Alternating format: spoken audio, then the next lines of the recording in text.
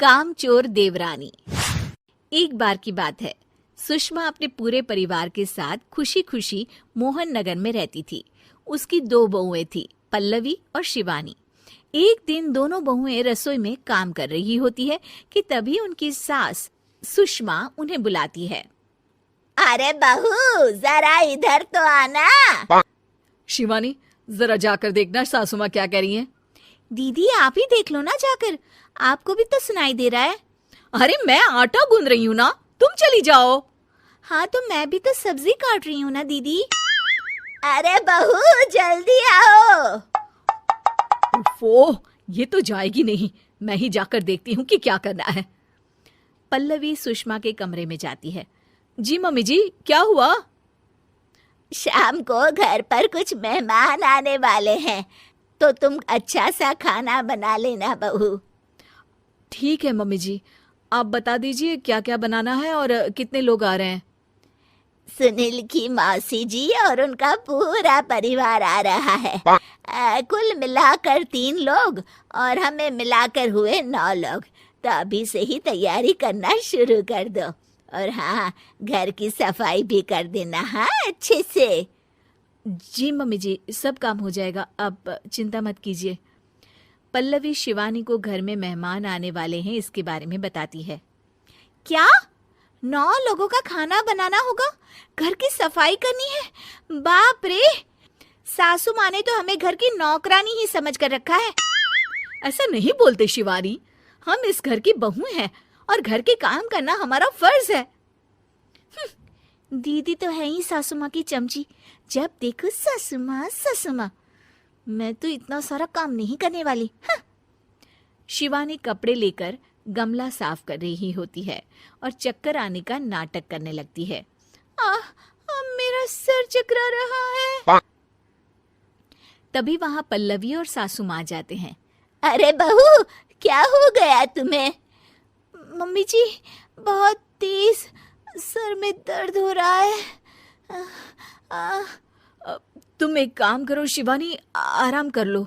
नहीं नहीं दीदी, घर में मेहमान आने वाले हैं, मुझे आपकी मदद करनी चाहिए। अरे कोई बात नहीं शिवानी, तुम आराम कर लो, मैं सब काम कर लूंगी। ठीक है दीदी, अगर आप इतना कह रही हैं तो आराम कर लेती हूँ। शिवानी आराम से अपने कमरे में मैगजीन पढ़ रही होती है। इसे कहते हैं आराम की जिंदगी। इतना सारा काम। चलो, सारा काम खत्म हो गया, शिवानी को देख आती हूँ। शिवानी अपने कमरे में ईयरफोन में गाने सुनते सुनते सो जाती है और उसके साइड में मैगजीन भी रखी होती है। पल्लवी वहां आ जाती है और वो सब देखती है। ओहो, तो मतलब सब काम चोरी का बहाना था। अभी बताती हूँ इसको। घर का सारा काम मुझे करना पड़ा और ये महारानी यहाँ मैगजीन पढ़ रही है, गाने सुन रही है। पल्लवी रसोई से एक प्लेट और चम्मच लेकर आती है और शिवानी को थाली बजाकर उठाने लगती है। शिवानी अचानक से उठती है। उठ गई महारानी, गाने भी सुन लिए, मैगजीन भी पढ़ ली। तुम तो बहुत बड़ी झूठी निकली शिवानी। तुमने सर दर्द का बहाना बनाया ताकि काम करने से बच सको। हाँ बनाया बहाना, तो क्या करती, इतने सारे काम करती। मुझे कोई शौक नहीं है चापलूसी का। क्या चापलूसी? तुम्हें लगता है कि मैं सारे काम चापलूसी के लिए कर रही हूँ? और नहीं तो क्या। तभी वहां सासू माँ आ जाती हैं। अरे बहू, वो लोग बस आने ही वाले हैं, तुम तैयारियां कर लो। जी सासू माँ, तुझे तो मैं बाद में देखती हूँ। सब खाना खाने बैठते हैं और खाना शुरू करते हैं। तभी सुनील की मौसी बोलती है। वाह भाई वाह, खाना तो बहुत ही अच्छा बना है सुषमा जी, एक एक चीज में क्या स्वाद है। ये सुनकर शिवानी मुंह बना लेती है। उसे अपनी जेठानी की इतनी तारीफ रास नहीं आती। आपकी बहुएं तो बहुत ही अच्छा खाना बनाती हैं। हाँ बनाती तो दोनों ही अच्छा है, पर आज ना ये सारा खाना बड़ी बहू ने बनाया है।